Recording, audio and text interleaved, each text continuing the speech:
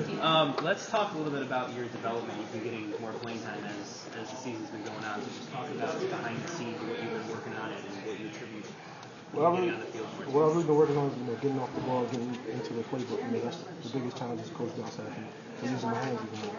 So what Coach Doss has, the drills that we do before practicing starts, the drills that we do in practice not even behind closed doors. Honestly, they say the best practice is when nobody is looking. So that's when me, Rob Welsh, Bromley, and Ron Thompson, and Michael, we all just go to work. We go to work without nobody saying. So they all really help me out. They take me under their wing. So what has the coaching staff told you when John went out and he was injured and they needed someone to step up? What did they tell you as far as what they thought your role would be going forward? Like I said on Saturday, they told me I couldn't be a freshman all year. They told me I had to step up. It was my time. So the time came, and I just stepped up. So talk about the play after you make the interception. How do you take that and try to stay humble and keep focused and not let it go to your head? We are already on the next week. I forgot about the play. I watched it 30 times that day.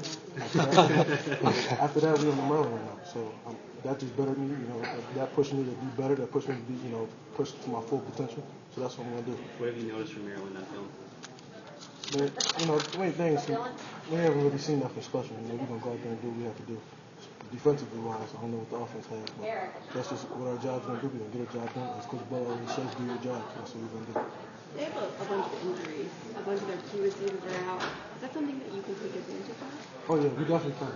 Because, if they're 1-2 punches out, and, all they can have to do is run, they can't really pass the ball. We have one-side defense anyway.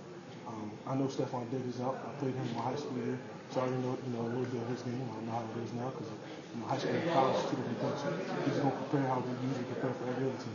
They're 1 win away from a bowl game, and they've been there for 3 weeks, 2 losses and a bye. What challenges does it present when you're facing a team that might be borderline desperate to get into that bowl? It's some big challenges. We're trying to be bowling as well. We're going to fight to the end. Maryland, they haven't showed us anything different. We haven't seen with them before. We're going to prepare for them just like we prepare for every other team, like I said before. But sometimes, Maryland, we on the road, so we finally going to be outside and cold. Some things are going to come into the game that we haven't done before. But we're going to go out there like men and get the job done.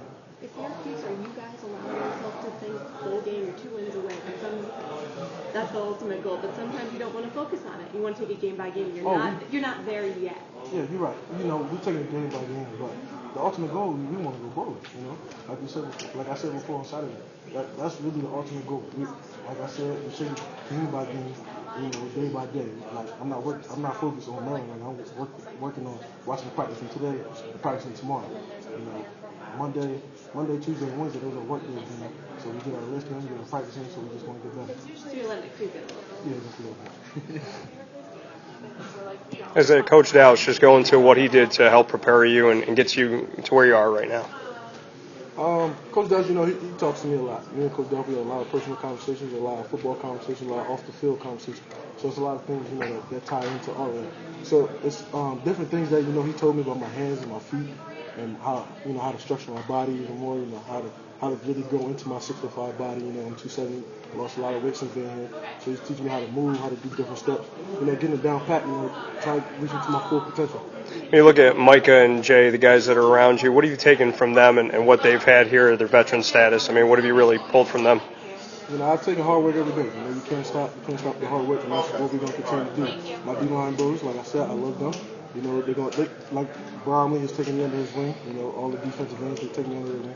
And I just love that they do that. They teach me how to be better. They teach me how to run to the ball. They teach me how to give 110% every play. Something that I didn't have when I first came in here. So I feel as though I've grown a lot since being around those guys. Does it push you? I know you said you watched it 30 times. You're not going to watch it again, that interception that you had. But does it push you to go one step further every week? Oh, yeah. It definitely will. Like I said, probably not going to watch that until January, February again, just to be honest. But, that pushes me to get better. That pushes me to, maybe next week I'll have a whole sack for myself next week. And maybe next week, nobody knows. Only person that knows is God. So I'm just going to put it in God's hands. Obviously, you and John are different positions, but when he went down, did you sort of say anything you do help him prepare for an extended role? I went to go see John the day after he got home from the hospital. He just told me, he said, bro, I love you with all my heart. Me and John have been kind of close. So he just told me, since he's down, we don't play the same position, but it's time for me to step up. And to hear that from John, you know, that really made me think in my heart that, you know, he really means it. He's not going to be here for a whole year. You know, that was, me and him, we was like sidekicks, honestly. You know, me and John, we kind of had, not like the same story, but, you know, our background was some type similar with a couple of, you know, effects that went on. That's real personal, I'm not going to get into that. But, you know, like, we was real brotherly. That's the person that I cooked with the most besides my time. But, I mean, John, he really touched my heart with that, so I just stepped up and did it for him. I sent him a long text for the game, and I sent him a long text back and told him that this game is for him. You mentioned how close you guys are, so what kind of was you around when you went down in this game? Georgia Tech, you know, I was just like, I didn't know what was happening. I heard him scream, you know, Big John, he doesn't really complain, so when I heard him scream, I knew it was something serious. It was crazy, you know. John came off the field, I didn't see him for the rest of the game. You know, Georgia Tech, obviously, that was 2 weeks ago, so 2-3 weeks ago, so we're not really worried about it. But seeing him go down, it really hurt, because, you know, that was a best friend, that was a bro. Anytime you see a family member or a friend go down, you know that something's hurting. You mentioned all the older guys that compete in the paper, I mean, like, you got to take you under your wing, so what are sort of people that say and kind of prepare for the assembly?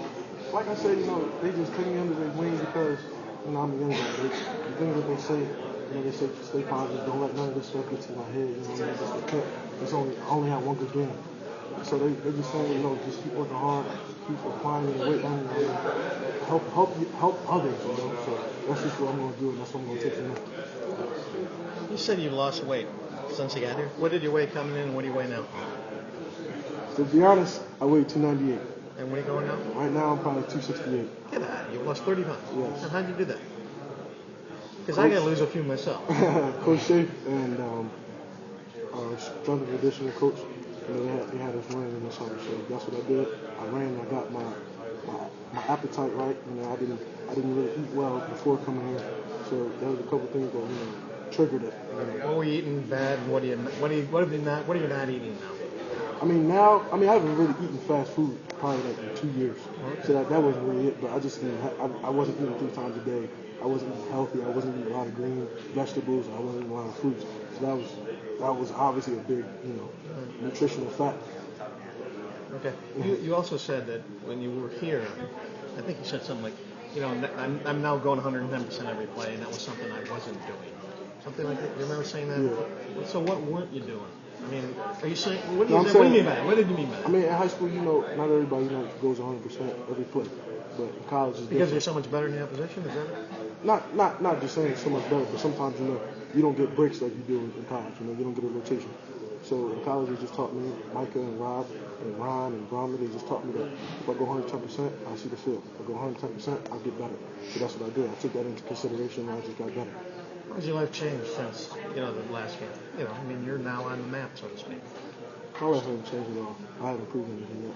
I just want to get better. But even walking around, people aren't saying, hey, you're the I guy. mean, they've told me good game, but, you know, I said thank you. You know, they meaning students, fellow students, or players? Players, coaches. You know, in class, I had a couple of professors, but I mean, none of that really matters to me. I just want to get better. That's really what it is. Now that, you know, they can see my potential, they know that I can do it. I have to do it bigger next time. But it's got to be cool anyway, right? To be acknowledged. It has to be. Come on. I mean, sometimes. Pass up to that? I mean, yeah, it's cool, but I really haven't done anything. You know, it's my freshman year, Syracuse University. This is big time now. Yeah. So now I just got to get bigger. One more for me. I mean, you're looking ahead to Maryland. What do you want to do? You know, after what you've done, now you're going into Maryland. Just personally, what would you like to accomplish personally, other than the team victory and all that stuff? What would you like to do against Maryland? Just get better. Like I said, I just want to. So you're not going to tell me you want 2 sacks or something like that? No, I don't put stats out there. Like I said, I'm a guy knows that. I didn't know I was going to get an interception last game. I never told her before I get an interception. So, you know, if I put a cap on that, who knows what happens? How you know I won't go break my nose if I can put another game. But that's just me. Like I said, I don't want to put a cap on that, but I'm just